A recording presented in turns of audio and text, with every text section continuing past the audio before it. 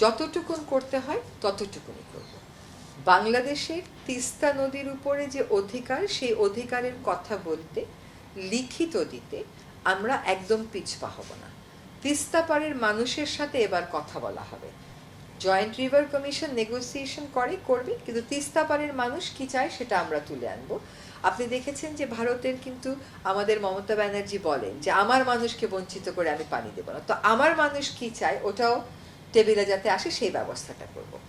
বিশ্ব প্রেক্ষিতে যদি দেখেন যে আপার রাইপেরিয়ান দেশ সবসময় লোয়ার রাইপেরিয়ান দেশের সাথে এই কাজগুলো করে, যার জন্য জাতিসংঘের যে আন্তর্জাতিক আইনটা আছে 1997 সালে, ওটাতে মাত্র 36টা র্যাটিফিকেশন লাগতো, অনুস্বাক্ষর লাগতো।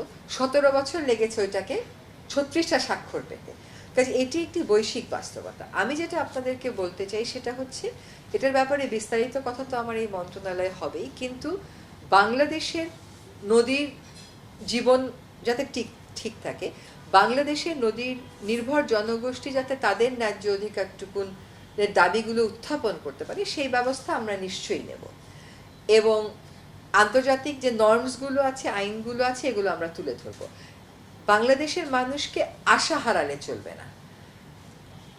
দেয়া না দেয়া আমার ক্ষমতার মধ্যে নেই, কিন্তু আমাকে তো সবসময় আমার কথাটা বলতে থাকতে হবে, সেই কথাটা অত্যন্ত স্পষ্টভাবে জানিয়ে দেওয়া হবে। বিশ্বমানের থার্মিক্স রড, সালাম স্টিল থার্মিক্স, দেশের একমাত্র থার্মিক্স রড। ভারতের সাথে তো আলোচনায় আপনার যেতেই হবে। ভারতের সাথে আমাদের কুশিয়ারা নিয়ে চুক্তি আছে, আমাদের ফেনী নিয়ে চুক্তি আছে, আমাদের গঙ্গা চুক্তি রিনিউ করার ব্যাপার আছে। 54 অভিন্ন না বলি, কারণ এটারও আবার কিছু কথা আছে যে আরো কিছু হয়তো অভিন্ন নদী আছে। অভিন্ন নদীগুলো নিয়ে ভারতের সাথে আমরা কথা বলবো। ভারত আমাদের সবচেয়ে বড় প্রতিবেশী।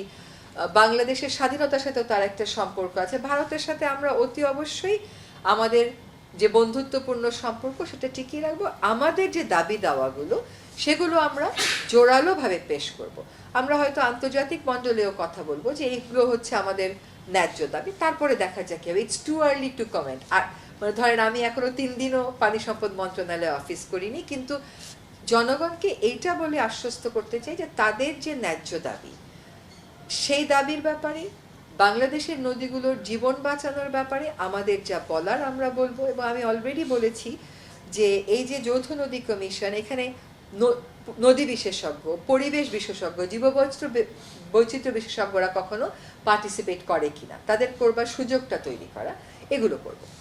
আগামী 2 বছর পর, 1 বছর পর, 6 মাস পরে আপনার জীবন কি হবে আপনি বলতে পারেন? তা তো পারেন না, কিন্তু আমার তো একটা ডেফিনিট ম্যান্ডেট আছে। সেই ম্যান্ডেট নিয়ে তো আমাকে আগাতে হবে। আমার ম্যান্ডেটটা হচ্ছে অভিন্ন নদীর বিষয়ে বাংলাদেশের অধিকার দেখা, সে বিষয়ে কথা বল। তা তো আমি অবশ্যই করব। একটা আমন্ত্রণ আছে, চীন সরকারের থেকেও একটা আমন্ত্রণ আছে।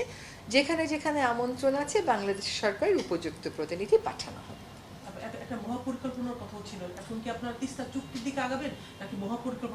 আমি এটা কি করে বলবো আপনাকে, বলেন? 3 দিন অফিস করে তো আমি সিদ্ধান্ত দিতে পারবো না। আমাকে পরিকল্পনাটা দেখতে হবে, তাদের প্রস্তাবনাটা দেখতে হবে, আলাপ আলোচনাটার পদ্ধতিটা বা প্রসেসটা আমাকে চালু রাখতে হবে। তারপরে যেটা নদীর স্বার্থে, মানুষের স্বার্থে উপযোগী মনে করি, সরকারের অন্যান্য অধিদপ্তরের সাথে কথা বলে সেই সিদ্ধান্তে যেতে হবে। জনগণের সাথেও কথা বলা হবে।